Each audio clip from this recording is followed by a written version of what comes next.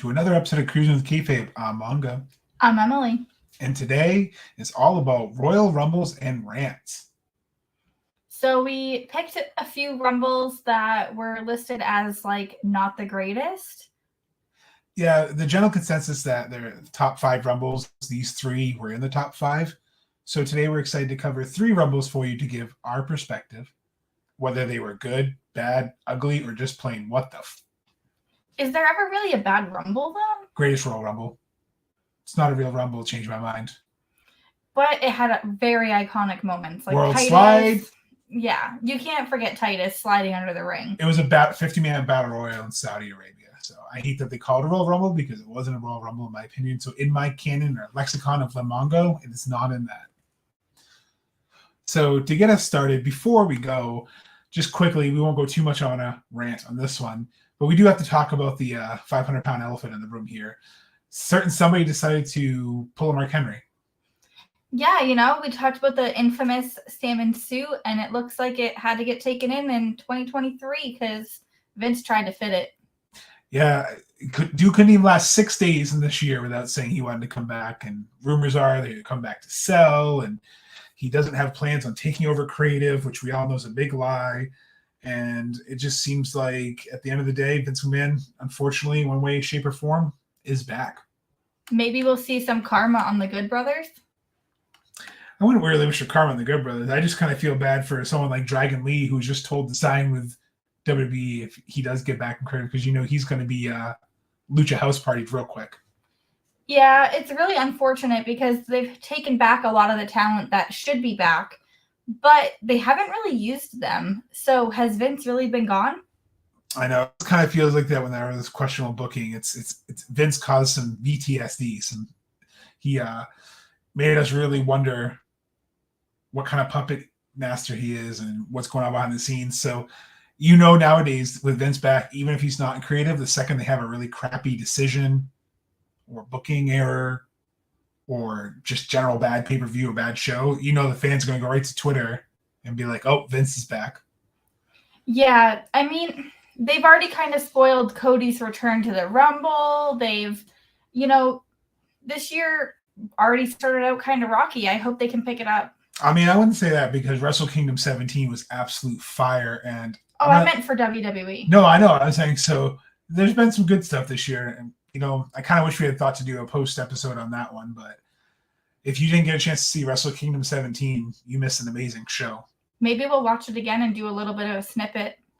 Yeah, I mean, I'm definitely excited. And actually, before we go, I want to throw my theory while it's fresh in the old brainicle here. Brainicle, I like that. So, Mercedes Moné, as we both know, debuted at New Japan, challenged Kairi Sane, or Kairi, for the IWGP Women's title. And in February in Los Angeles, she's going to be battling her. Or is it Arizona? Excuse me, Arizona. But at the next pay-per-view, she's going to be challenging for the title. What if she is Saraya's mystery opponent? What if she pins Britt? What if she's the one to get the pinfall victory on AEW? What if this leads up to then Moné, Britt Baker, and Kairi at Forbidden Door 2 in a triple threat match for the title to have that crossover? So you have that star power, the IWGP Women's title. Ooh, that would be really cool. I could kind of see Shida being in that picture more than Britt Baker, only because she does more crossovers. But I'm just saying, get more eyes like that, because that would be a great match. Or it could even be Britt Baker versus Mercedes Moné. It's really hard to say Sasha Banks right now. I think that they're swerving us right now. I think that they want us to believe that she's not coming to AEW. This reminds me of CM Punk last August, when one day there was a tweet or a rumor that he's basically signed pen to paper, and the next week was like, he's not showing up. Well, you have Britt Baker saying you can bank on that. And she called herself being a boss. I think there's also potential, because I could see that. I'm wondering if maybe she's going to come in against Saraya and Toni Storm. So maybe Britt kind of brings her in. I mean, they also kind of set up the Sid Vicious angle with Shida, where Saraya basically picked Tony Storm and was gushing over Tony Storm, and Shida was like, "Are you serious, bro?" To quote Matt Cardona's podcast, "Are you serious, bro?" So it kind of reminds me of the whole Piper Sid Vicious situation back in the day. I think it was like 94, 95, where they screwed each other over. Well, he got screwed over and kind of went psycho Sid.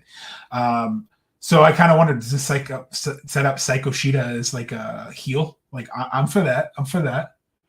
I could handle that. It's kind of just really confusing, but at the same time, I'm ready. I'm excited. I wasn't a huge fan of hers at first. And then, like, the women's tag titles came around, and she really showed up and showed out. And it's been really fun to watch her. She's like a skin tag. She grew on you. Ew. I didn't really watch her in her NXT days, which is my own fault. Oh, you mean her money? I think it's Shida. No. I was gonna say you were a holy Shida fan from day one. I was confused, but yeah, I'll put it out there too. I agree with you. I just don't know about her locker room presence from things I've heard. But then again, different company. We don't know what rumors that were put out by WWE because we all know that Vince sells will spin everything that Papa Vince says or Papa H says. And I'm not trying to start a flame war, but we know there are certain fans who only hate on Sasha Banks because she left the company. Kind of like CM Punk, they hated on him because he left the company. We come to find out, obviously, some truths about CM Punk, whether they're true or not. But with Mercedes, we don't really know the full story, and we don't really know because there was a lot of stuff put out there and then taken back. Also, we have to put out there that AEW fans can be the same way. Oh, 100%. You left the company, go screw yourself. I'll be like, man, I shit all over Cody as soon as he left. And, if it wasn't for our friend Justin grounding me saying, why are you shitting on Cody so much? I thought I was just joking and ribbing him. And I realized that I was being unfair to Cody. I was being a selfish little man-child. That's, what? This is our platform. I can admit that. I was not being fair to him. I made fun of him because I felt betrayed. It was almost like lovers scorned. Yeah, I'm just now coming around and really understanding. I guess like money does talk, and we all kind of have to understand that. If I got thrown a bunch of money to go to an old job, who knows what would happen? I mean, I'm not moving across the country to go back, but I'm just saying, like, if I was offered a really awesome contract to go back with everything I could ever hope for. No, thankfully, I'm really enjoying this next phase of your life. So I would never go back. But PSA, do not work there. No offense, Dan. And so I guess before we get ourselves completely derailed like A-Train here off the tracks, I'll stop digging a hole. We're going to start with one of the higher rated. I think this was number 2 on a lot of lists. And besides Mae Young scarring us with her boobs back in the day, which thank God I didn't show you that, we have the Royal Rumble 2000. So the Royal Rumble 2000 took place in New York City. It's very iconic, but also very infamous for a lot of bad things. Not only is it iconic for the Triple H, aka and Cactus Jack street fight, essentially, where they just destroyed each other. Mae Young showed her boobies to the entire crowd. Thankfully, it was a bodysuit. But let's just say I was scarred just even remembering that was a thing. So I think the Royal Rumble 2000 gets that bad, flack because most people don't remember the beginning of the Rumble. Most people only remember the main event in the Royal Rumble. But unfortunately, most people remember that Mae Young incident. And then you had some undercard stuff with Taz and Angle, in the Hardy Boys and Dudley Boys. But the Royal Rumble is kind of what got the bad rating. So we want to know why, because we're huge fans of the Royal Rumble. When I first started and dating Emily, and she started spewing that she was a secret wrestling nerd, I was like, all right. It was almost like Step Brothers. We're like, on the count of 3, favorite match type. It was like 1, 2, 3, Royal Rumble. And I was like, yep, she's mine. We probably watch one of these at least every couple weeks. I mean, it's just one of those matches. It's a comfort match. You're going to see wrestlers you haven't seen in a while. As Royal Rumbles progressed, you had a lot of cool one-off spots, people coming back, or the Kofi moments. So there's always something to look forward to. And it was like that too in the 80s and 90s. And I remember being a fan of the 90s because you had Stone Cold's, winning his Rumbles. He won 2 in the 90s. You had The Rock and his rise. And that's how you saw a lot of your favorites in the Attitude Era. In 2000, unfortunately, due to some injuries and other issues, it didn't really have the strongest roster, but you know what? They still tried. So, you know, you had D'Lo Brown and Grandmaster Sexay coming out to no pop. Yeah, it's really sad when the first person doesn't even get a reaction out of the crowd, and it's not really their fault. Like, D'Lo, looking back, is a pretty awesome wrestler. Like, you know, these guys do something cool, but in their heyday, nothing. That's right. You had Grandmaster Sexay part. Too cool. Too many people get their flowers too late. And I think what hurt was your next participant was Madonna Mosh, wearing some fuzzy road cone boobs. And let's be honest, there's a reason he was the first one out there. Him by himself wasn't known to be a singles wrestler. It was him and Thrasher. But you have D'Lo Brown, Grandmaster Sexay, and Mosh as your first three opponents. And then you have Christian, and then you have Rikishi. I couldn't stop staring at his butt the entire Rumble. Christian? Rikishi, baby. Oh, okay. But you have Rikishi who, you know, gets, you know, into that, hey, Grandmaster Sexay, you're my friend, and kind of helps go against Christian and D'Lo Brown. He gets rid of Mosh. He gets rid of Christian. He gets rid of D'Lo Brown. So it's him and Grandmaster Sexay hanging out, and then turn it up. And you got Sky Too Hottie coming out. And then there's that iconic moment where they're in the ring and they do the dance off. I loved it. The lights start going out. They start dancing. It's so fun. And then Rikishi turns his back on him and throws them both over the rope. So you kind of knew this was Rikishi's teasing that, hey, yeah, too cool. Nope. This is I did it for the Rock days, but this is definitely heel Kishi turn right here, and shows that with the Royal Rumbles, there's no alliances to be formed. And then you had the Lethal Weapon come out. Yeah, he lasted 44 seconds, so he didn't do much. But then you had Big Beef himself, Viscera, not Big Beef from Limitless, but Viscera. And I want to get Emily's impression because remember, she hasn't seen a lot of these older pay-per-views. So I want to get, what's your impression of Big Vis? Like his look, his moveset? It reminded me of Blade. Okay. That's like a 400-pound Blade? Yeah. Like, not Blade from AEW, Blade the Vampire Hunter. So instead of a blade, like a machete, it's like a cookie sheet knife. Yeah, it was definitely like just speechless. So he won King of the Ring, you know that? I did not know that. As King Mabel, yep. He poor man Nelson Frazier, rest in peace, went through a lot of gimmick changes. Yeah, as King Mabel in the early 90s. I'm going to say 95. I feel like I'm going to get it wrong. It's either 94 or 95. Someone can check me on that. At It's Mongo. At TikTok, please help me out. Or at Cruising with Kayfabe. But all of our socials, Facebook, Instagram, and the YouTube. But you had him then go to this Viscera gimmick, and then eventually he go to the world's largest love machine, which was quite awkward. And Ministry of Darkness, back and forth. So they never really knew what to do with Big Vis there. But it was kind of a cool moment. He also didn't last long. Rikishi ended up getting him out. But then, you know, Big Boss Man would come out and just start leveling the playing field, because there's nothing I hate more than the cliche Royal Rumble moment where some guy just stands in the ring and just eliminates people as they come in, because what was the point of having them enter the match just to get thrown out 2 seconds later? So you had Big Boss Man start to brawl, and then Test and British Bulldog and Gangrel would come out, and Edge. So you had the ring start to fill up with their mid-card roster, which, as we now know, was also kind of their main card roster in the 2000s. But then you had your first surprise entrance that nobody wanted, Bob Backlund, master of the crossface chicken wing. Emily's favorite wrestler, loved his gear.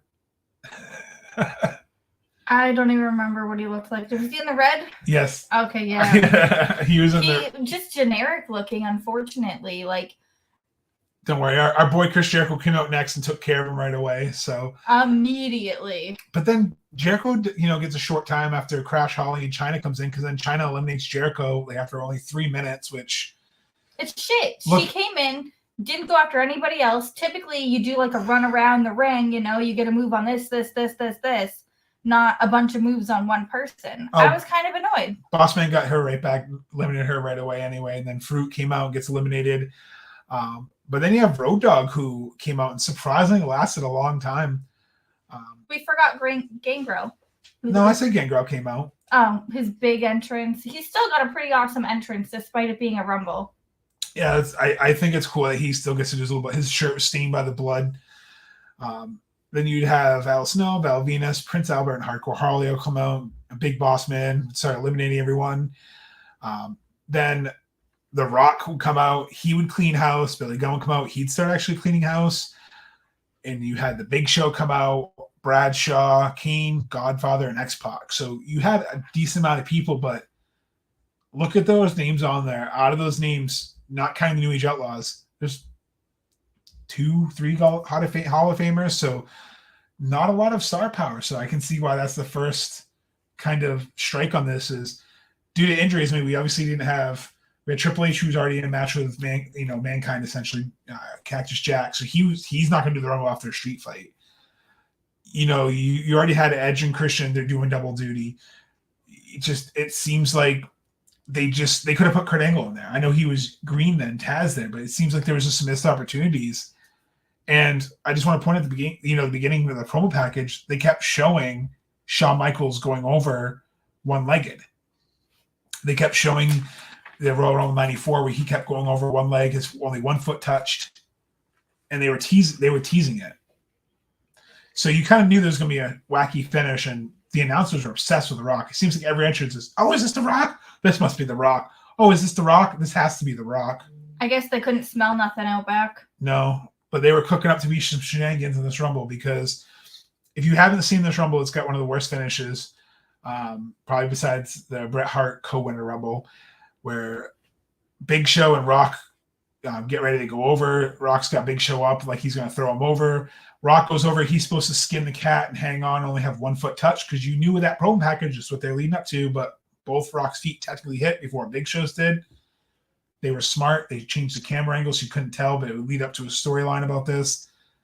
But just from start to finish, yeah, I'd say this is a pretty terrible Rumble, because it didn't really have any good surprises. Bob Backlund, okay, cool. Like, thanks. Seeing someone that was probably 10 years, 12 years, 15 years past his prime. And number 30?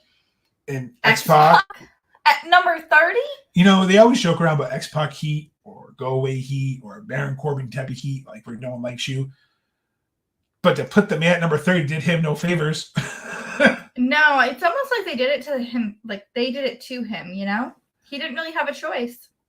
No, and you had some people who surprisingly lasted longer than you would thought. Crash Holly lasted 14 minutes. Gangrel lasted 23 minutes.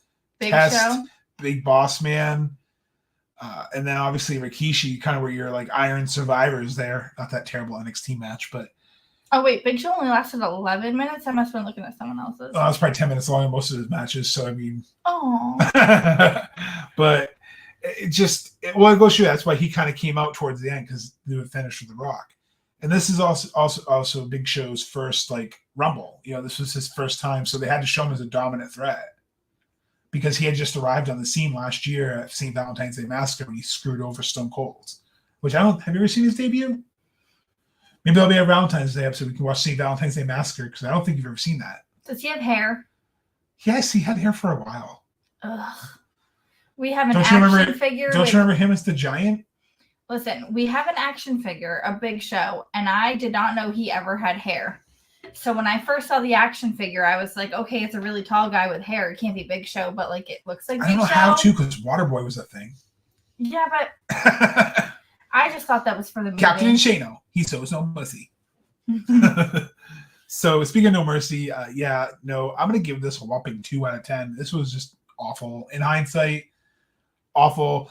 Too many just random people who should have lasted, not lasting. Too much of in and outs, not a lot of suspense. They're telling you who the winner is and how the finish is. Looking back, it's where's The Rock? Where's The Rock? Where's The Rock? Where's The Rock? And they show that video package. So looking back, 2 out of 10. It was terrible. Yeah. I mean, I've never really tried to say, oh, that's a bad Rumble. But I guess I'd probably give it a 4. Because I didn't know the majority of these guys. And I've been watching these for it's so morbid. I love morbid. True. That's so morbid. Just a lot of people I did not know. I mean, yeah, and that's the thing. I mean, it was their lower to mid card Rumble. I mean, you had D'Lo Brown, who for all intents and purposes, was the European champion, face of the European title for a while. You had you had one half of the Headbangers. You had Edge and Christian that were separated. Steve Blackman, Viscera, Big Boss Man, British Bulldog in jeans, like the worst tire, well past this prime. Again, Bob Backlund. Then you had Crash Holly, China Farouk. You had the New Age Outlaws. You had Al Snow, Val Venus, Prince Albert, Hardcore Holly. So there wasn't. It was again lacking in star power, and I didn't like the finish, and I just didn't like that. It didn't age well. It does not age well. And poor Taka Michinoko, like never was seen again. He broke his face. Oh, that's right. And it was brutal. And the announcers saying, "Oh, I don't understand, why he did that to himself. He was thrown over the ropes, Jerry." So I think with that said, definitely move on to our next low-rated Rumble. This one's not low on a lot of people's lists. However, I had the unfortunate pleasure of being at this Rumble. So to me, I rate this one lower. And I know Emily's seen it about 35 times with me. But the next one on our list is the 2011 40-man Royal Rumble, which our clue should have been that right there, that they're doing 40 freaking men. So it's not going to be the most fantastic thing ever. Very true. I always thought like more people was better. But I still don't understand how it wasn't this year, but they shit on Mick Foley's 3 Faces coming out. That's one of my favorite Rumbles. Well, that's because there's also, again, no star power. So they had to have him do three spots. And so 3 stars right there. I don't personally shit up, but some people do because they don't like Mick Foley. Because unfortunately, there's 2 types of people in this world. The people who don't like Mick Foley and the people who are wrong. So speaking of wrong, we're going to go down to Boston here this is when I completed my big 4. This was the last pay-per-view that Mongo needed to see WrestleMania, Survivor Series, SummerSlam, and Rumble. I was just missing a Rumble.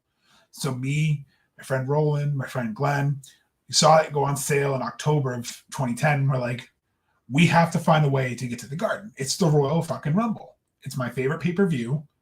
I don't care. I'll watch Royal Rumble before I watch WrestleMania. I love Royal Rumble. I love the calamity of it, the chaos, the carnage. It's a lot of C's, but I just love everything about it. And I was like, okay, let's get tickets. Let's go down. So me being a cheapskate that I am, I was like, I'll get nosebleed seats because it's the Garden. There's not bad seats. Spoiler, there's not bad seats in the TD Bank North Garden in Boston. So we go down. One thing I'll never forget, though, we're having a guys trip on the way down. So you got Glenn, you got Roland. Roland's driving. I'm in the passenger seat, and I look over, and I see this Mini Cooper next to us, and this dude is just dancing and jamming and grooving and moving. And I'm just like, the hell's this guy doing? So what do you do in 2011? We whip out the cell phones, and we start recording. Now, this is pre-smartphone. Well, for me, pre-smartphone. I still have my flip phone at this point. So I'm trying to record this video of this dude just jamming out. And I got to challenge my friend Roland, see if we can find this video. I'll post on our socials. This dude is just loving life in his Mini Cooper going down to Boston. We knew we were going to be in for a fun night just because we got Mini Cooper guys, we declared them, jamming out on the way down to Boston. And Emily had been a couple years out of school, but I don't think she watched this Rumble live. No, I did not really get back into it for a long time. Probably 4 years from here. 2014? Yeah, 3 years then. I don't know. But so we knew we had gone through the night and we knew that this was going to be a decent show because we had Kurt Hawkins, in R-Truth in the pre-card with R-Truth going over. Edge and Dolph Ziggler in a fun match. Edge was not allowed to use a spear in the match. And Vicky getting involved because she was a scorned ex-lover of Edge, now dating Dolph Ziggler. And she made the match. It was a comedy match, but it was still fun. We love Vicky. You have The Miz and Randy Orton. Super underrated match. Probably one of the best matches on the card. Both men can really go. And then you had Eve Torres defeating Layla, Michelle McCool, and Natalya for the Divas title. That match really only got 5 minutes, so I don't remember much of it, but I do remember it was decent for what it was. And all 4 ladies are fantastic workers. So I thought that was kind of a good way to get a setup for the 40-man Rumble. Can I point out that, scroll up for a second? Yep. So we've got the first match going It doesn't even say a time. That's cool. The pre-show usually it starts at 7:30, so it probably went for like 20 minutes ish, maybe 10 minutes depending on time. So not very long. All right. So then you've got Edge and Dolph going for 20, Miz and Randy going for about 20, and then the women you have for 5 minutes. You literally have 4 women opposed to 2 men and 2 men, and they got a quarter of the time, twice the amount of people. That's fair. That's cool. You gotta remember Vince's view on the Divas division back then, so that's why. Tits and ass. Exactly. You can tell how we feel about that. I just don't understand how literally they got a fourth of the same amount of time. Like I do. It's Vince fucking McMahon. So we started off the Rumble, and I will say probably to one of the loudest pops that I've heard in person. CM Punk comes out number 1, and Daniel Bryan comes out number 2. And from my recollection, obviously this was a lot of core versus new Nexus, new Nexus, whatever you want to call it, where the original Nexus had broken up, and Wade Barrett kind of formed his own group, the core of people who were in Nexus, but now everyone's equal in the core. Super underrated faction. They didn't do enough with it, but that was kind of the theme of this Rumble was Nexus versus the core, because after Daniel Bryan coming out, who's a former member of Nexus, you have Justin Gabriel coming out, you have Zack Ryder, who unfortunately gets thrown right out after 40 seconds. Woo, woo, woo. Boo, boo, boo.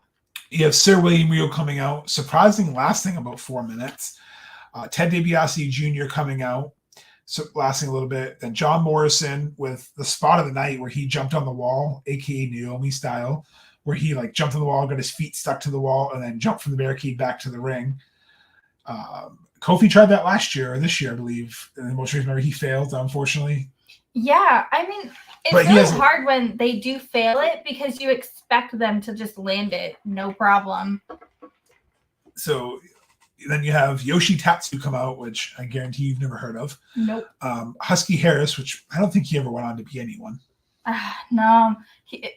Mongo decided to ask me if I knew who he was, and I just stared at him like, yeah, he doesn't look anything like he does now. Obviously, I know who it is. And then Chavito comes out, Mark Henry comes out, JTG.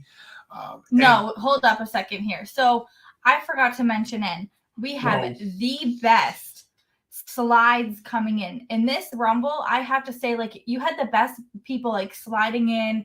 They were finding ways to come in. But JTG got over halfway when he slid in. So when you guys watch these this year, this is something I'm going to look for is like when they're sliding in, do they pull a Titus or are they pulling a JTG? I want to see, and I know it's happened before, but they said I want to see someone slide and accidentally slide out. Like a comedy wrestler like Santino. Like, you mean like Cassidy? Come on. Orange Cassidy's got some goals now. No, but I just think it'd be funny if someone like Santino were to come back somewhere, run, get all excited, but he overshoots it and slides and goes out the other ring and goes, wait, I wasn't ready. Not that anybody listens to us from WWE, but if you're listening, that's your goal this year. Slide in, slide out. You won't go over the top rope. You're good. Get back in. And then you get to Michael McGillicuddy, Chris Masters, and David Otunga, and Tyler Rex. But at this point, it's become the CM Punk show. And because then you have Kozlov, R-Truth, and Great Khali, and Mason Ryan come out, and CM Punk and his group are kind of just throwing ruckshot.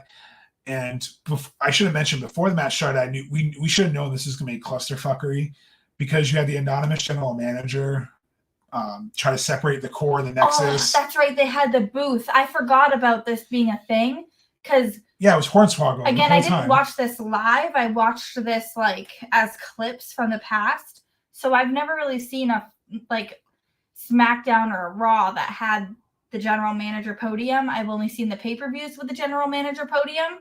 So to keep seeing him go over to the podium, it was so annoying and so stupid. Just say it while you're sitting. Stop getting up. Stand at the podium the whole time. No, it doesn't make sense. And just like when they started throwing people out, you had Chavo going out, number 4. You had JTG, Chris Masters. You had John Morrison after his spot. You had Tyler Rex go out, Kozlov, R-Truth, Great Khali. Chris Masters did do the master lock on CM Punk, however. That was pretty cool. So, he was like doing the master lock on the ropes. You had CM Punk essentially just dominating this match, and That's the one thing I can't stand about when they do in Rumbles. I know they do it to build someone up. I just hate when they just sit there and just wait for the next person to come out and just keep throwing people over. I know it's a real thing, but that's what CM Punk was doing. You're giving him the credit. His faction was beating them down, and he was throwing them over to give him the number. So his faction did the work. But that's what I'm saying. He just got the. He was just that's what I'm saying. He was just sitting number. there like benefiting from it. And I get it's a heel tactic, but it's like when Brock Lesnar did it in 2020. Just, that was my worst Rumble. It just gets old when they do that. So then you have Booker T come out to a surprise pop because he had been gone, in TNA for a while. So he was in TNA up until about 2010-ish. So we didn't think this was possible. And I remember being in the crowd. I popped so hard when you just heard, "Can you dig it, sucker?" And he came out. It was great. He only lasted about a minute, and commentary call of the night, "Hey, guess you can join us now." Like, I just thought that was like a funny little call. Like, "Oh, yeah, hey, come join us in the booth." I'm pretty sure that's his last match in WWE. I think he's been training supposedly off and on. He wants one more match with Stevie Ray, but I don't think Booker's wrestled for WWE. And again, someone can @ Cruising with Kayfabe on all of his socials, @ Cruising Kayfabe _ML on TikTok, but I don't think he's had too many more. I'm pretty sure that was like a one-off that just led to him becoming an announcer again, because he kind of went back and forth with commentary backstage. And when was the Rumble where all of the announcers came back? So like even he made a spot, but I meant like his actual like one of his last big like hurrah kind of things. Oh, okay. So I was like, wait, that better. happened too. I remember like all the announcers came out one year. But back to this one. But then you have John Cena coming out and finally helping get rid of CM Punk, which this you would think, okay, would solve some of Mongo's problems of CM Punk's dominating the match, which, again, it wasn't because CM Punk was doing it. It was the way it was being done. It could have been done in a funner way, like him, forming alliances in the ring, not just with his own group. But that's seeing what it was. It was like his group just trying to take ruckshot and trying to be anti-establishment, which I know that's the point of Nexus, but it just shouldn't have been done in the Royal Rumble. I just think it was kind of wasting the magic of a Royal Rumble. And me being there, I was stewing. I'm like, this is a shitty Rumble to be at. And then Hornswoggle comes out to a really fun pop. Him and John Cena team up and just have some fun in the ring with a tadpole splash. And he gives Tyson Kidd the attitude adjustment, which I thought was super funny. Tyson Kidd had Mongo loves this haircut. The best hair in the world right there, baby. Oh, we have an action figure with this hair. I don't know how Cam hasn't broken the hair flip off yet. Speaking of action figure, how the detail in the hair, I got to point out, I saw on Twitter last night, someone tweeted at Mandy Huber a Brody Lee figure that they found. And like, oh, the only sad thing is it's missing paint in the back of the head. And she goes, no, that's supposed to be there. They did his bald spot. So I think it's hilarious that Mattel did him so dirty. They even did his bald spot on the figure. So that's probably why they're definitely notorious for doing that with their hair. Oh, yeah. His hair was literally spot on this action figure. It was almost like you shaved your head completely and you were like, and you know what? Every guy does this. And I guarantee every guy listening does this. When you're shaving your beard and you half shave off one side, you kind of look in the mirror for a minute to see what it looks like with half a beard. It's like he did that with his head and then just said, fuck it, I'm keeping this. But it was just like his... It was like his frosted tips. Bangs. That's all he kept was frosted tips. The very, very front of the flip. Just the tip. We'll post a picture. We'll find the action figure. He only has like 400. And then you have Heath Slater coming out for a whopping 60 seconds. Kofi Kingston coming out with and this is when I believe he started doing his Kofi spots because he didn't really do them other times. But this Kofi run was fun. He's doing his SOS. He's really hyped up. He lasted almost half an hour in the Rumble. And I just think this is great because this is what, kind of stop for a second. This is what I appreciate. Kofi really shines in the Rumble. This will be his, I think, 12th or 13th Rumble coming up this year. And I hope for my Kofi spot, but I want to see him get to the Final Four one day just as a thank you for everything he's done in the Rumble. Because we went over again because that's one of Emily's favorite thing. I love Kofi, and I also love the close calls. You've got some of the girls that have done it. You've got other people that have done it. Yeah. But this is a Kofi shine. Yeah, he on this 2011 Rumble, he kind of did the skin the cat thing, which it showed his athleticism. But then just listen to the following years what he did. In 2012, he did the handstand, where he walked on his hands back to the ring. 2013, he jumped as a piggyback onto someone. I'm trying to remember who it was. Was it A-Train, Albert? I think so. And he goes onto the announce desk, and then he uses a pogo stick like the chair, uses JBL's chair, and he hops. 2014, Rusev catches him, throws him on the barricade. Then he jumps from the fucking barricade to the ring, which even Cody, you pointed out, was like, yeah, whoa. Cody's face in the corner of the ring was like, he just did that. 2015, he got caught by the Rosebuds and carried, which was funny. 2016, he landed on Big E, so Big E saved him. In 2017, he got like his face got like broken on the turnbuckle and like he fell out, but he was able to stay in barely. 2018 was one of Cam's favorites where he stepped on Xavier Woods. He held his foot and they put pancakes down for him to get back on the ring. And he hopped on one foot. And then 2019, he kept his feet up in the air and he kind of like laid on his back and like used his feet to pull himself up. So I thought that was cool. And a lot of other wrestlers start doing. I know we mentioned Naomi earlier. She's got some fun spots with the announcer's chair and the barricade. Carmella landed on R-Truth. Yep. You had Mandy Rose laying on Otis at one point. You're one of your personal favorites. Help me out here. We just saw it today. You watched it again. You loved it. We were both at blank. Yeah. So you had obviously Otis and. Okay, so yeah, I don't want to go too sidetracked, but you need to watch that clip. We'll probably post that too. Some of the greatest Royal Rumble saves, just so you can see what we're talking about, because it's a lot easier than me just stuttering through my bad memory there. I should have written that down. But overall, yeah, there's always those fun saves, and that's what I love about Kofi. So to get back on track, you would have the Rumble come out with Jack Swagger, King Sheamus, because remember, everyone who wins King of the Ring has to have a King title for a while. It's the rules. Rey Mysterio, Wade Barrett, and Dolph Ziggler. And then we're now in number 32. So we're already at unprecedented territory back in 2011. So we're already like, okay, who else is coming out? And you hear the familiar Mack truck, and it's fucking Diesel. Not our cat. We're not talking about our cat. But Diesel, a.k.a. Kevin Nash. I remember thinking, holy shit. Like, it's Diesel. Like, it wasn't his Kevin Nash. Like, he comes back as big, sexy. It's Diesel. He had the black hair. He had the gear, everything. He would get eliminated by Wade Barrett after a few minutes, but it was a cool surprise. And I remember at this point, I was really hoping, I'm like, all right, we got 8 more people. It can be literally anyone.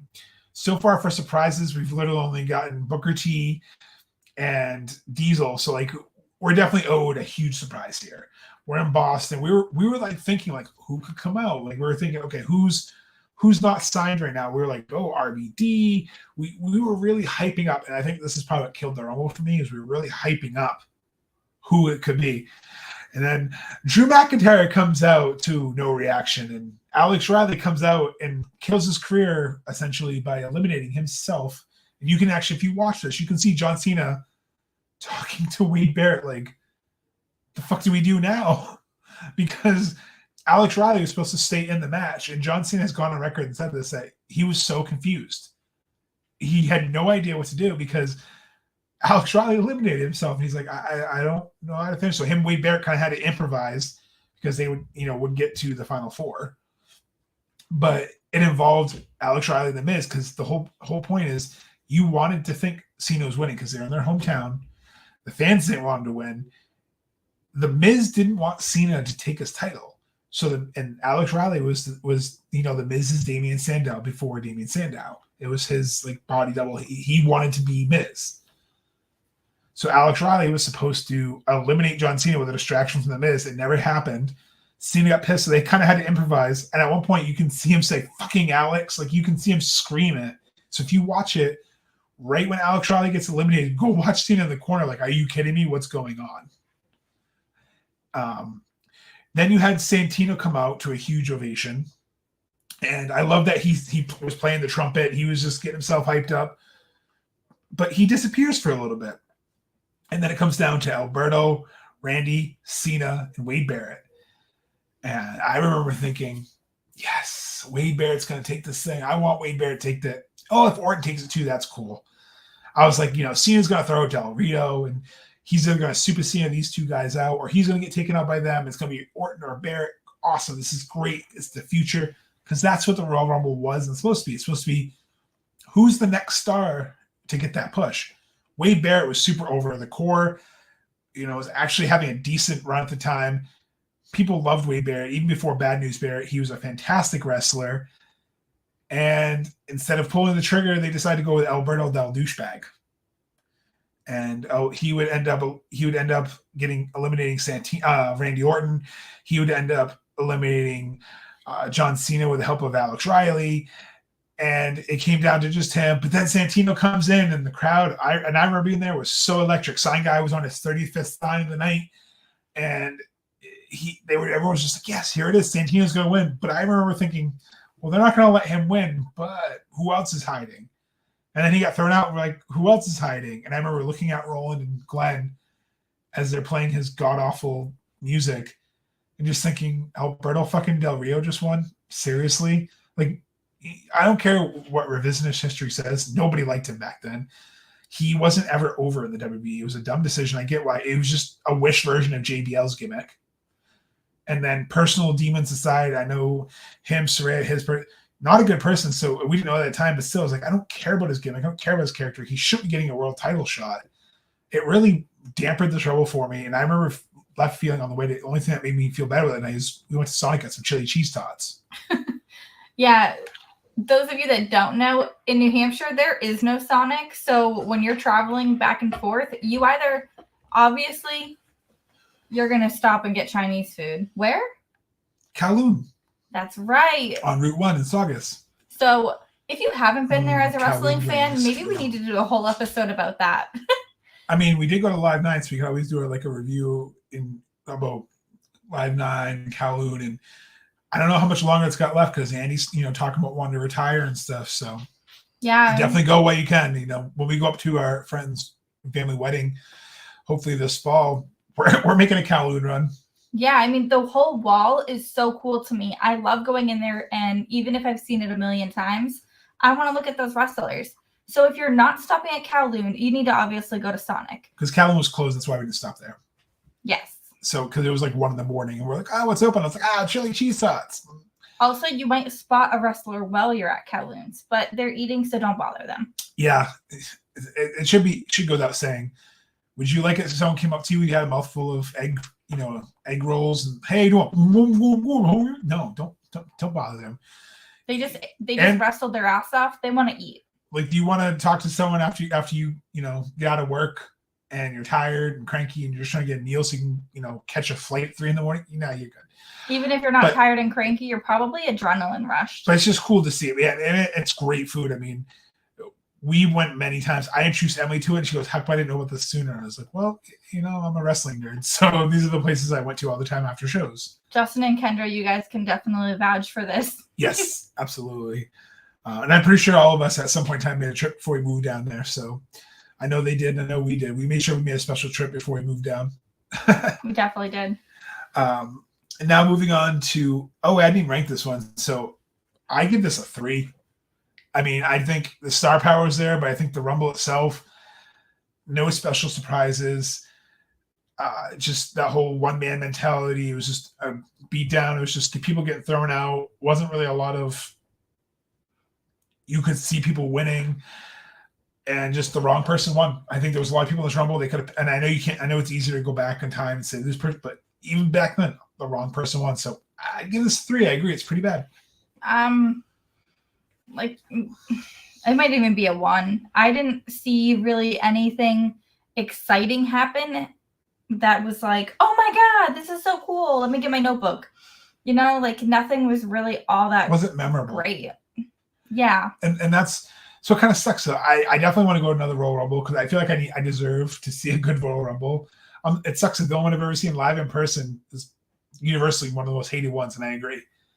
Now for one that I didn't know why it was hated, but it was pretty high. But I think this is usually number 5. Whenever it's like the top 5, this is always like number 5. The 2015 Royal Rumble. The 2015 Royal Rumble took place in Hartford. Actually, no, it did not. Excuse me, it did not take place in Hartford. I read that completely wrong. In Philly, because they had just done a show in Hartford. And this one was famous because this was a big transitional period in WWE. Cena had kind of started to slowly shift his ways, and he was starting making less frequent. He was still doing pay-per-views, but he wasn't 24/7 Cena anymore. We hadn't had AJ Styles come in. Fans were starting to get stale with the storylines. There wasn't really a lot of big draws besides Daniel Bryan. CM Punk had left the company. So they were still kind of in a state of, okay, well, how do we reshuffle our storylines? So I can see why some of that came out. So we start off with a traditional Royal Rumble. We start off with the Miz and R-Truth kicking us off. And R-Truth actually, he didn't get his little 30-second spot. He actually stayed in the ring for a little bit. And he had some fun. He really gets that crowd hyped up with his entrance. He does. He comes out rapping, and even Cam started learning all his lyrics because he was so excited. He remembered it. He started singing it. He remembered it. He goes, "People everywhere, what's up?" Which is cool. That shows you. And R-Truth doesn't get enough credit for how good he is. He's so good. One, he's funny, and two, he's actually a good wrestler. I mean, from back in K-Quick days of Get Rowdy, which I don't think you've ever seen K-Quick, back when him and Road Dogg used to team up. That's when he was, young and hungry. Then from going to as Ron Killings in TNA, having his good run there, then coming back as R-Truth, he's found the fountain of youth in wrestling. I can't believe he's over 50 because he doesn't look like he's over 50. He's the only thing that I enjoy about the 24/7 run. The only thing was his comedic gold. Oh, they got rid of that? Thank God. Yeah. And I remember the 2016 Rumble. I showed you guys the clip again. My favorite spot is he comes running out. He pulls the ladder from under the ring. And he starts setting it up in the ring. He climbs the match. And everyone looks at him. He's like, oh, he thought it was a ladder match. It was the funniest. It was definitely one of the best pops. And so it was good to see him here. And then probably the biggest pop of the night, because they're in Philly, you had a returning Bubba Ray Dudley come out. Sadly, Devon would not make this Rumble, but I remember at the time I was like, oh, we need Devon now. It's ECW arena, not arena, but it's ECW territory. It's Philadelphia. Bubba Ray Dudley just came back off his great Bully Ray run in TNA, Impact at the time. And now he's back in WB. And you're like, great. Maybe and you heard that Devon had been signed, so I was excited. And he came out, and him and R-Truth, he clearly just replaced Devon with R-Truth because he got the spots, because he told Truth to get the table, and he did the "was up" spot with him where he holds his leg, does headbutt to the junk. Had some fun until Bubba then would turn on both Miz and R-Truth and throw them out. And then John Huber, aka Luke Harper, would come out. It was cool to see him again. I always love seeing him. I forget he's in things. It was cool, especially looking back because I didn't really give him the respect then. But he comes out, and then, of course, because you couldn't script any better, Bray Wyatt and Eric Rowan come out. Which, by the way, at this time, they weren't friends. They weren't the Wyatt family anymore. They had just split up a few months prior. So everything was heated. So definitely, they had a quick reunion, but this is when Harper and Rowan showed their alliance as a tag team against Bray, because Bray was like, oh yeah, bring it on. And Bray would eventually eliminate both of them. Because Bray was the person they were building around this Rumble. You could really tell, even on a second, third watch, he's the focal point. He was the one that he got out Bubba, he got out his friends, he got out the Boogeyman, Sin Cara. Again, poor Zack Ryder, 34 seconds. So this whole shows he's had 77 seconds in the Rumble. But you have to admit, so I did write this one down. So you got the Wyatt family face off where Wyatt prevails. You've got the Boogeyman who comes out and they try to out-creep each other. One of my favorite spots. And then you've got Wyatt singing. He's got the whole world. Everyone's singing along with him. Ryder comes out and he's whoa, like, whoa, whoa. And he comes out, gives him the Rough Rider? Yes. And then he gets out immediately out. And then you've got Daniel Bryan, yes chance, so over, everything about him, absolutely perfect. And then, mind you, everyone's just getting eliminated one by one by Bray. Wyatt, except for Daniel Bryan, he survives. So Stardust comes out, he has to skin the cat, he gets back in. Oh, you missed your favorite main zone, Fandango. That's right. He comes out, he's in there for a good 8 minutes almost. Tyson Kidd with better hair. And then, your boy Stardust who comes out. And then you also missed my boy. Bang! It's me. DDP. Which, knowing now what friends him and Cody were, it was cool to kind of see a little face-off between, because he was trying not to laugh at Cody. There was one point where Cody turns around and he does a little face, and Diamond has to turn because he's about losing it because Cody's trying to pop. You can tell he's trying to pop him. And then Rusev would come out and unfortunately take care of DDP and Fandango. Tyson Kidd and Stardust. Tyson Kidd would get thrown out by Daniel Bryan. Stardust would hang on a little bit because Goldust would come out and they would have their little stare off because, again, let's tease the WrestleMania match we never fucking deliver on. Thank you, Double or Nothing 2019, for finally delivering on this seed that had been set for 4 years when it happened. So if you go back into our archive, you can listen to us talk about the Blood Brother match, which was absolutely amazing. One of our favorite matches. Episode 6. And then you have Kofi Kingston coming out, and again, telling you him doing his spots. This is when he got caught by the Rosebuds, because Adam Rose would be in the ring and Rusev would throw Kofi and the Rosebuds would just carry him back, and then Adam Rose would just get carried off to the back because he would get eliminated right after. And then you have the Big Dog, which nobody wanted. Boos were unanimous. Like, every single person booed the second Roman came out.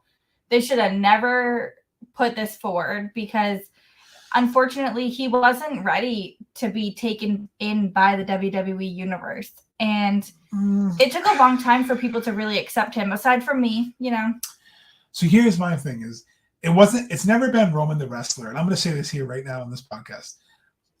It's never been Roman the wrestler that's gotten the go away heat. It's his Super Cena. So you got to remember, at 2015, we had just gotten done with 4 years of Super Cena where he was just on an unstoppable run. Besides this little feud with CM Punk before CM Punk left, nobody was stopping John Cena. And now they're starting to present Roman as this next irresistible force. The next Hulk Hogan. Vince McMahon always did this. From Hulk Hogan to John Cena. He tried it with Rock, but the Rock wasn't there long enough. He always gets that start. I get it. From a booking sense, money sense, you want the biggest star you can get. But the problem is, once that person gets the golden finger up their ass, they get shoved to the moon. And Roman Reigns was getting pushes that people didn't feel he deserved. So that's why these boo birds are out. And that's why, until he came back as a heel, he didn't get the respect. Because the thing is, he finally did. Well, if you beat The Undertaker, not to go on too much of a tangent, in 2017, you beat The Undertaker at Mania. I mean, yeah, he was already beat at this point. You just come out and say, this is my yard now. And then you're a face. You come out and just disrespect the entire crowd and you're a face. That, again, is kind of like the Cody thing. You can't go out there and act like a heel and do heel things and say heel things and then be like, I'm a good guy, cheer me. No, fuck you. That's the whole point of it. We're not supposed to like you. And they didn't pull the trigger. That's what hurt John Cena, was they didn't pull the trigger on his heel turn. That's why people got sick of him. That's what hurts wrestlers, is when you don't pull the trigger on the heel turn. But Vince, thank God, somebody got in his ear, and I think it was Paul Heyman, you got to turn him heel. And that's why he's so over right now, is because he's believable as the douchebag asshole that's like, I run this fucking place. Acknowledge my ass, bitch. I'm taking over. It makes sense. It works. So when I crap on Roman, I'm not crapping on him as a person or a wrestler. I didn't like the story behind it. And that's why Philly agreed with me. Philly was booing this man out of the building. I mean, Philly also booed Santa Claus. So, they boo everyone. Well, he might have been getting boos, but it's been 10 people that have come in at this point since Daniel Bryan came in, and he's still getting the chance. He's still getting those yeses blown out through the arena. And that's the thing. People wanted Daniel Bryan. This is the start of the Yeselmania movement. This is the start of his rise. It wasn't full blown yet. It wasn't full blown, but this is when people wanted something different, because we didn't have CM Punk anymore. We needed that next anti-hero. We needed that next one that we wanted to take the brass ring. You had Big E come out. He wasn't quite there yet, but they showed his strength. He lasted like 15 minutes. You had Emily's boy come out, Mizdow. Yeah, so there's a lot of different things I love about Damien Mizdow, but he does not get enough respect for all of his character work he did. Every time he came out in a different gimmick. I loved everything about him. He's always been fun. And then you would have Jack Swagger and Ryback come out, and I think it's funny when Ryback came out, they were chanting CM Punk, because this is right when the Colt Cabana podcast had dropped. So I absolutely think it's hilarious that he was just getting trolled. He was getting trolled for essentially CM Punk's comments, and you could tell that they just did not want him to be the winner. They did not want him to be in the match, and they wanted Daniel Bryan again. Because sorry, I forgot, it was the year before 2014 that he had his yes movement. That they wanted more for Daniel Bryan. So I think the crowd was taking over, and that's, I think, what a lot of people don't like is the Philly crowd takes over the show. They were saying, we want Daniel Bryan. Like, we want Daniel Bryan. And you have Kane and Dean Ambrose come out. So now you pretty much, besides Seth Rollins, have the Shield in the ring. Well, the former Shield.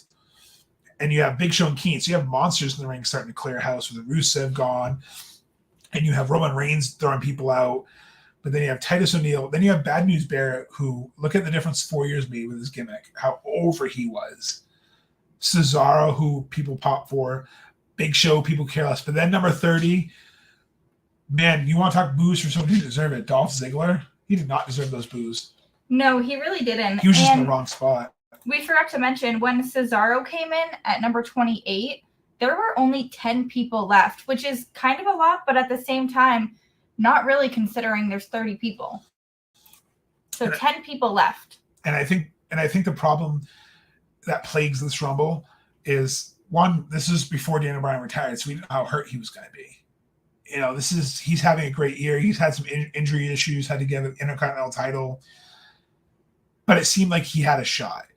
And then you had Bad News Barry and Dean. So you had a lot of fan favorites in this match that just, they weren't getting the love. And it just, you could see they set up Roman was going to win, and the crowd was not behind it. You had plenty of chants. You had, we want refunds. You had, we want Rusev. I mean, everything. Rusev. They were even chanting bullshit, straight up just saying bullshit, nothing more. Well, that's because when Rusev would get thrown out, the crowd lost it because Rusev was the one that they wanted to win. Besides that, like they kept switching. It pretty much was anyone but Roman, but you had Rusev lasting almost a half an hour getting to the finals, and the crowd thought they're going to pull the trigger on Rusev. Like, yeah, he had, another title at the time, but Rusev was a monster heel this time. He had just had a solid NXT run. He had gone toe-to-toe with everyone. We thought this was going to be it, and then nope, Roman Reigns would throw him out, and that place was loud. Even with The Rock coming out to kind of like, I guess, kibosh it, even The Rock got booed. That's how angry these fans were. Yes, like no matter what they did, they could not get this to go the other way. And, The Rock kind of looked at him and told him, don't listen. I mean, this is one of my favorite memories. Is this one is ranked one of the worst Royal Rumbles, I think, in my opinion, because of the boos. But I won't forget is afterwards, the canceled WWE Network was trending on Twitter because people are so mad. And it was still new. People literally logged on. They crashed the servers. People crashed WWE Network. I remember you couldn't get on the day after the Rumble. I tried to rewatch some of it, and I couldn't because it was crashed. So many people were actually canceling their accounts. And people couldn't even call you, couldn't get through. And people were so mad that Daniel Bryan didn't win. They were so mad that he didn't get his moment, his flowers, as you keep saying, that they were like, fuck this. We're so sick of seeing Roman Reigns win. And it led to another shit show because then there was a blizzard that took place, had taken place that would mess up one of their shows. And it just, Curtis Axel never technically got in the ring. He got thrown, so he got love. Oh yeah, Eric Rowan took him out to get into the ring. So that was it too. Eric Rowan was never supposed to get in the ring. He took a Curtis Axel. Yeah. Yeah. He took out Curtis Axel so that he could come in and he could help out the Wyatts, even though they weren't even together anymore. He was trying to get in there after Bray, I think. So one of the things too I wanted to look up because I remember there was controversy about it, and I just looked up quickly. So after the backlash of the fans, because you remember this is 2015 is when social media was really prevalent. Vince McMahon literally had to go on a call and say that the fans were being basically whiny bitches, and that sorry that Santa Claus didn't come to Philly and that you didn't get your babyface that you wanted to win. So Vince literally knew before the Royal Rumble that they wanted Daniel Bryan. They knew afterwards. He insisted, This is why Roman gets his hate. This is really the crux of why Roman got his hate. This is really why Vince got his hate. This is why, honestly, I stopped watching WWE for a couple of years. A lot of people did. I didn't watch again until about 2017 live when I went to Mania 33. And the only reason I watched was because my friend Mark was like, hey, come down to Mania. It's in Orlando. You can come hang out. We can hang out. I'm like, all right. I was single at the time. Let me go grab some tickets and go down to Mania 33. So I did. And I had a blast. But I had to start watching because I didn't watch from pretty much after this until 2017 full time because I wasn't really a dedicated fan at this point. 2014 was fun. CM Punk walkout kind of burned me. Daniel Bryan winning was fun, but I just wasn't feeling it for WrestleMania 31. And obviously, I'm going to watch Mania and Rumble, but I wasn't watching the weekly programming. And I really did take a hiatus except for the Big Four because of this. So I was part of that. So I remember very vividly, I wasn't alone. A lot of people got burned because of this. So I'm not going to say this Rumble as a match is as bad as it is online. I think the story surrounding it and the ripple effect of the storylines in WrestleMania 31, I think that's why. But it gave us Seth Rollins as champ. It gave us a lot of memorable moments. It gave us Zack Ryder winning the IC title. So it really helped propel some things. But overall, I can see why it's a hated Rumble because it didn't go the way you wanted. But again, also lack of star power. There wasn't really a lot of, at the time, stars. It was only stars that were building to stars. And now they are stars. Right now, currently, all of them are pretty much doing something big within a company. But at the time, again, so if you notice a trend with the 3 Rumbles that we rated low, it was a lack of star power, and 2 of them were wrong winners. It really shows that with Rumbles that if you don't get the right winner or you don't get the right chemistry, it's going to fall flat. Now, I wouldn't be as harsh as I was for those 2. I'm not going to give this I'm probably going to say a 5. Like, I think that's fair because I think the match itself was decent, had fun surprises, had fun moments. I'd say like a 6 or 7 because it did have, like, at that point, it should have been star power. They just were pushing the wrong people at that point. Again, the Wyatt family, wicked over. You had Stardust and Goldust. Stardust was hilarious at that time. I really started liking Cody Rhodes at this time because he was doing so much humor backstage. He'd interrupt interviews. He'd just be like hiding. Yeah, so that's a great point. I don't mean like lack of it. I mean there was lack of pushes to the people we wanted to be stars. I mean, look at people who never got those pushes they should have. Cesaro, Dolph Ziggler, who I feel like he's the definition of never getting pushed when he should. Dolph Ziggler is literally one of my favorite wrestlers. Everything he does is so charismatic, and he gets nothing. Like no one recognizes him. I'm going to put it out right now, one of the best sellers in the business. For real, he's right there with HBK. Yeah, you have Big Show, who the definition of always being this close and never winning the big one.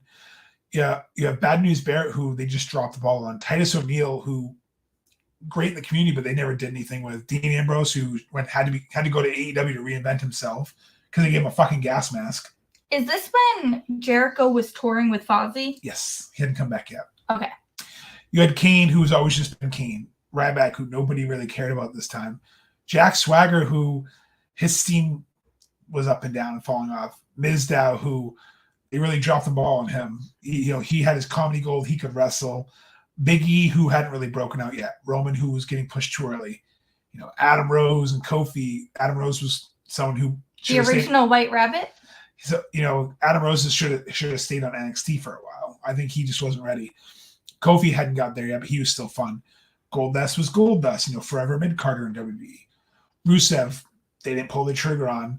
DDP was the pop. Stardust, like Emily said, was comedic, but again, they missed the mark on Cody Rhodes, by putting him in a comedy gimmick too long. Tyson Kidd, who unfortunately got injured. Fandango, who beat Jericho at Mania, but then you did nothing with. You just put him with Tyler Breeze, and he fizzled off. The Boogeyman came out, and you had a great little bit, but it's not memorable because he came in too late or too early. Sin Cara, just because unfortunately he bought too much because he wasn't ready for the big times. Which Sin Cara was this? And this was the original Sin Cara. Oh, okay. Sin Cara won. Zack Ryder, who thankfully he got his moment, which I think I said it was at this man, which I am wrong. I don't think it was 2015. I think it was it? Maybe, yeah, it was 31. I'm gonna look this up real quick because now it's gonna bug me because I feel like this is when Zack Ryder got his push, and of course it's freezing up on. He did have a beard. I know, like that was a big deal. Once he got his beard, he got his push. Yeah. So he won it. Oh, sorry, it was next year he won in Mania 32. So I apologize. So I was gonna say no, I think it was in Texas. So it just showed that he couldn't. He was getting himself over, but they weren't believing in Zack Ryder. I mean, look what he's done in the Indies now. And then you had the Wyatt family, who, like I said, they were over, but they didn't really. Besides Bray Wyatt, they would push him to the moon, and then they'd always let him fizzle out to the big matches like John Cena or Roman or anyone else. He would just. Oh, like they're probably gonna do again. Probably. Oh, while we're on the subject of Bray Wyatt, we need to touch on this whole Pitch Black thing because we don't know what's going to happen at this. We need to kind of talk about it. Well, we can when we do our episode on it. Predictions. Whatever. If you guys want to talk about it, DM us. But it just goes to show that with Rumbles, you really do have to hit the right mark, and that's why next week we have a surprise in store, but we want to find the best Rumbles. So I've tasked Emily, another person, with picking their favorite Rumbles, and I picked mine. So we're going to now pick our favorite Royal Rumbles to watch. So that way it's not just a negative, because we're not trying to shit on the Rumble. We're just trying to say this is why I can agree why these were the worst rated Rumbles. So I would definitely agree with these being in the top 5 of the bottom Rumbles, but that's a long history of Rumbles. So I mean, if you're talking almost 40 years of Rumbles now coming up, that's not bad. That it was actually hard to find some of the bad Rumbles. So it shows they can hit one more than they miss. I'm definitely excited to go over the good Rumbles, and I'm excited to talk about the Royal Rumble that's coming up, as well as our cruise. I'm excited for you to have your ladies' night tomorrow with your, make sure you listen to that. So we have a bonus episode coming out. We've got Taryn, Jen, and Amy all joining me. Some more cruisers. And we're going to talk about our experiences, more so theirs than mine. You guys have heard enough of me, so I want to try to get them to give their experiences. And, if you're a female traveling, it's a lot different than if you're a guy traveling. And I travel with Mongo. I travel with a family. It's a little bit different than, Taryn, who travels by herself. It's a little bit different than Amy, who's with her husband. And then you have Jen, who also travels with her husband. So, we have a kid. It's a little different. Everybody's got a little bit of a different experience. And I'm excited to produce that for you guys. Again, it's ladies' night, so I'm not going to be joining. But you know what? I wanted Emily to shine on this one because it is ladies' night. And I think it'll be a cool theme to our podcast. And don't ever feel like you guys can't join us. If you want to join, reach out. We'll try to find a way to fit you in. I know Frank, a.k.a. Get Barded, has asked to join again coming up. So it's great. I had, great time with Jamal and Des. I know you're going to have a great time with Taryn, Jen, and Amy. We have more surprises coming up. It's going to be a great month. We just launched our YouTube channel. I'm wicked excited about. We'll be having clips and episodes go there. So I also want to shout out the Taryn and Des show.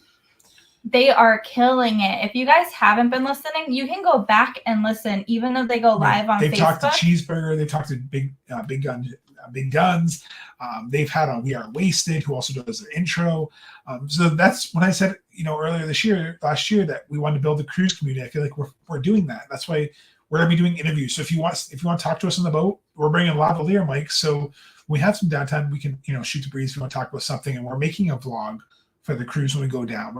We're not going to be that 24/7 vlogging because we want to live in the moment, but we want to bring you some highlights that we had fun with. And that's what's great. We're excited to see where this year's bringing us. And I'm excited to do your bonus episode, produce that for you. I'm excited to do our Royal Rumble next week and predictions the week after and some other content. So we have a really fun month coming up and a really fun couple of months, actually. I think we're going to try to get in at least 2 more cruiser podcasts as well. They're going to be bonus content. So we're just going to snag up some cruisers off the group. So if you guys are thinking digitally, not figuratively, I don't want to go to jail. No. So we're just gonna go in, look to see whoever is really, communicating a lot. That's kind of why we grabbed Jamal and Des, because we know that they were helping out with questions that were being asked. And then I figured Taryn, Jen, and Amy have all, been on 4 times. Well, this is their 4th time. So it would be really cool to get their perspectives. We're looking for the ones that, we're more familiar with as well. So, and that's what it is too. We want to make sure it's people who are comfortable coming on, but also all the different perspectives. Like she said, different travel types, gone on all four, only gone on a couple. We want to make sure it's well-rounded because we value diversity and different opinions and backgrounds. Amy's traveled to different meetups for heels. Taryn's traveled for different events. I know Jen's traveled. We've traveled to different wrestling events.